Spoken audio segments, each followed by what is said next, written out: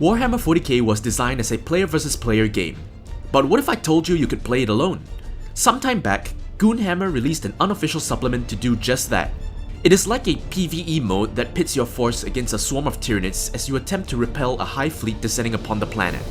You can play it single player or as a co-op mode with friends.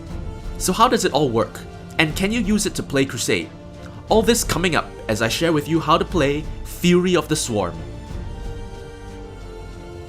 The rules for Fury of the Swarm can be found on Goonhammer's website.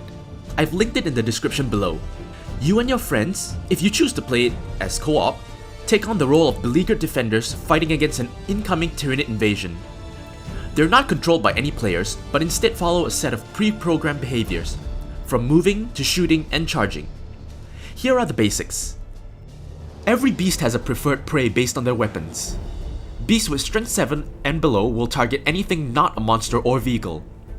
Those with strength 8 to 9 will target any multi-wound model with a save of at least 4+.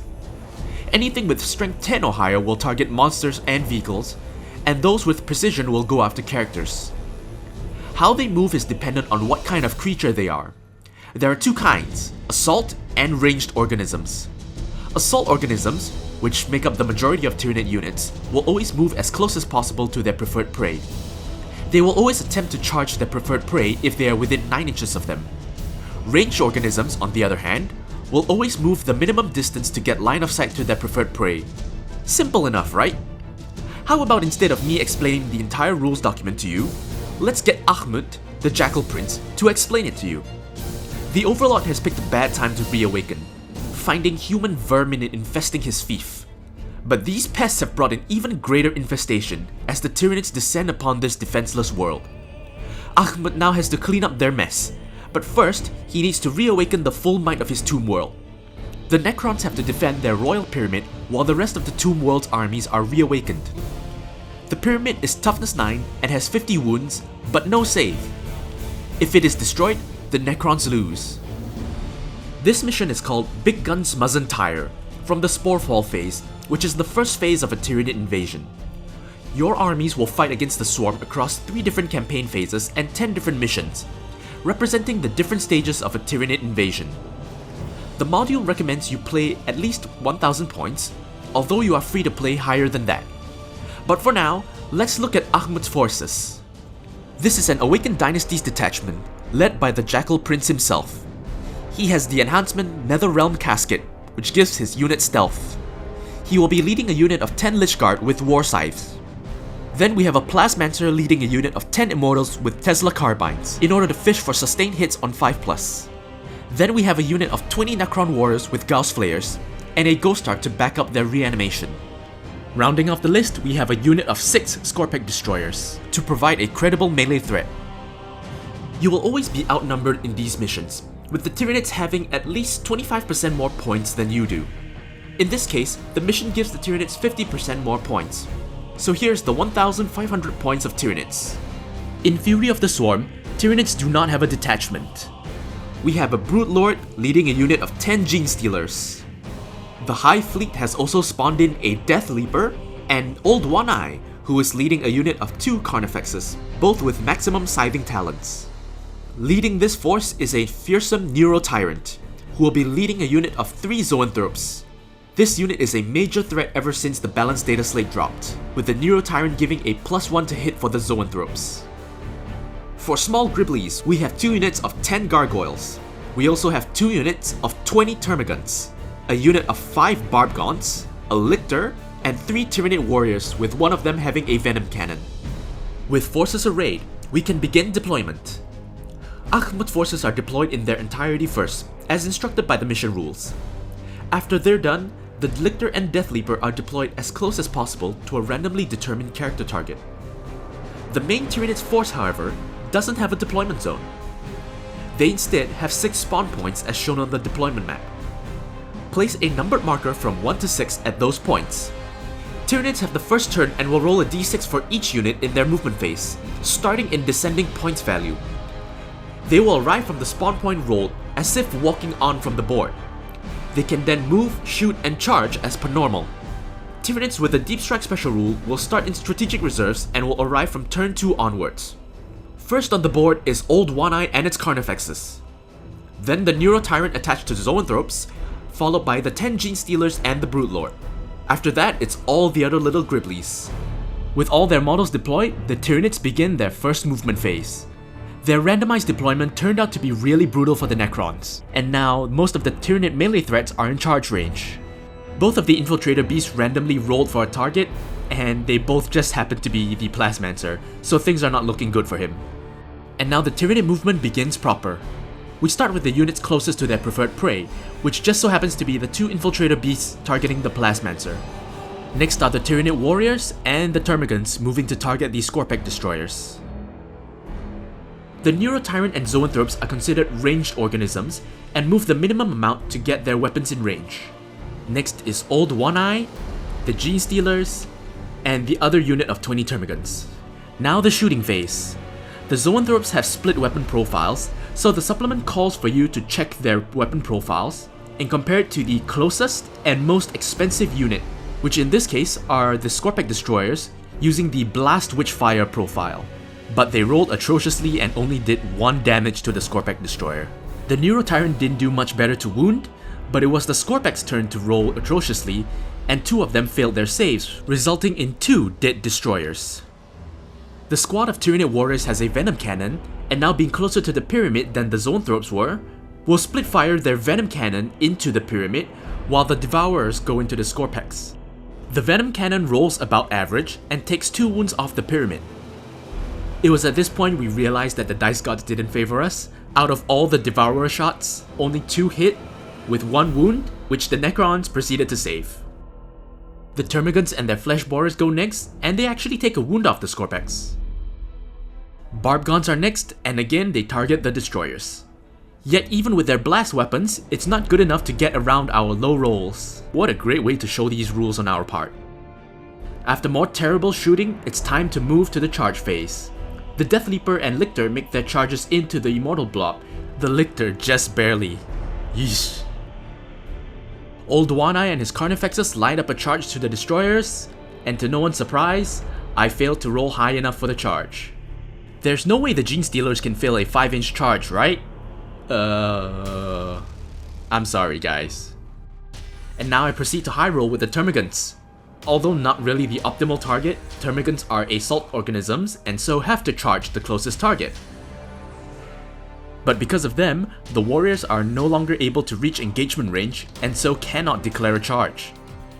Great job! You can start to see how you can potentially kite some of these assault organisms to charge a target that is not optimal for them. Moving on to the fight phase, we start with the Death Leaper. He must always assign his attacks towards his preferred prey, which is the poor Plasmancer. And to no one's surprise, the Plasmancer goes down. And together with the Lictor, they take down a few more Immortals.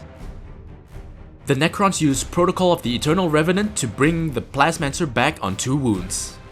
The Termagants pile in, and unfortunately bring the Lich Guard into engagement range. They all proceed to attack the destroyers, and once again the curse of the low roll strikes, killing 1 Scorpec destroyer. The Lich Guard pile in and annihilate the Termagants.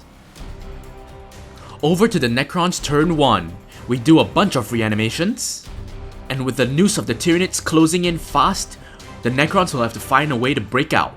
So the Scorpecs move up to take out the biggest shooting threat here, while the Lich Guard look to take out the threat of the Carnifexes barreling upon them. The Necrons were smart and pulled Immortals out of engagement range of the Death Leaper. This gives them a choice of targets between the Death Leaper or the squad of Gene Stealers, depending on how much damage the rest of the army does. The warriors move back to try and protect the Ghost Ark, while hopefully laying down enough fire to take out the Gene Stealers.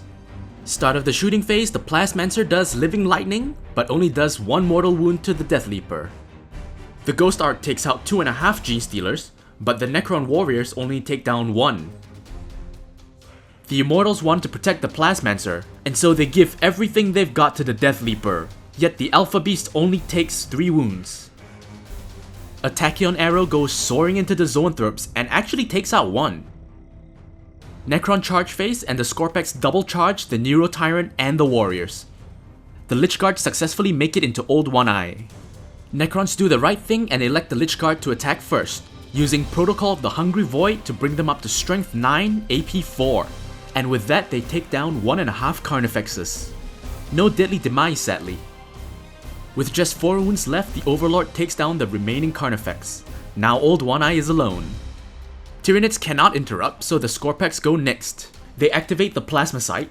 Look at the amount of devastating wounds they got. That takes out the Zoanthropes and brings the Neurotyrant to 3 wounds remaining. They also take 2 wounds off a warrior. But now the Tyranids get to fight back. They take out 1 destroyer and puts a wound on another. Old One Eye is next, but the Lich Guard high roll and only lose 1 model. Tyranids turn 2. With all the Necrons in front of them within engagement range, the closest preferred target to the Barbgons is now the Pyramid. Things are getting dangerous for the Necrons. The swarm closes in tighter, and it looks like every Necron unit will get charged this turn. At the end of the movement phase, the Gargoyles come down from Deep Strike. Shooting from the Barbgons takes 3 wounds off the Pyramid. Next, the Neurotyrant shoots, and it does so much damage to the destroyers. Termagant shooting takes out 2 Necron warriors, but the Ghost Arc promptly reanimates them. At the end of the charge phase, things do not look good. The Necrons might lose a lot of models this turn. The Plasmancer goes down again. And as hardy as Necron warriors might be, they couldn't stand up to the sheer number of attacks the Gene Stealers put out. Because of their preferred prey, the Barbgons were forced to move too close and got tagged by the Lich Guard when they piled into Old One Eye. They take out tons of the smaller creatures, but Old One Eye makes a lot of his feel no pain saves. Meanwhile, the Destroyer does nothing and takes a wound. At the start of Battle Round 3, Shadow in the Warp automatically triggers, in case you were wondering when it happens. A bunch of Necron things fail their Battle Shock tests. Now with no more noteworthy shooting, aside from the Gargoyles taking a few wounds off the Pyramid, it is the Tyranid fight phase, and the Lich Guard promptly destroy Old One Eye. On to Necron's turn 4. With the Gene Stealers, Death Leaper, and the Lictor tied up with both the Ghost Arc and the Pyramid, which has so far taken a smattering of wounds, the Lich Guard practically have free reign for 2 turns, concluding in a Necron victory. That was a quick demo of Fury of the Swarm. There's a lot more nuance to it, like Tyranids deploying in Synapse clusters in later missions, and plenty more rules that will be outside the scope of this video.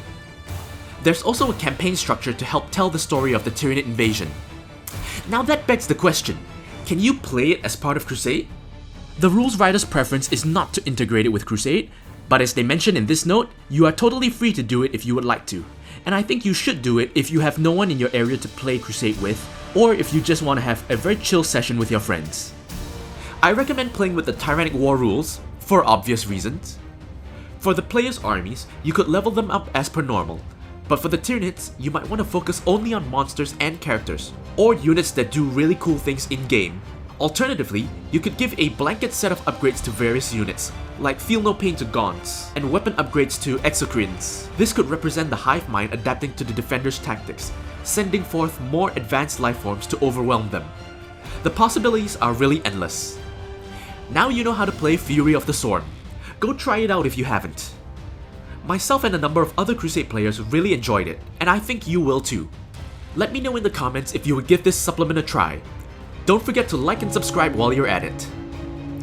That's all for this video. Until next time, I will see you on the battlefield.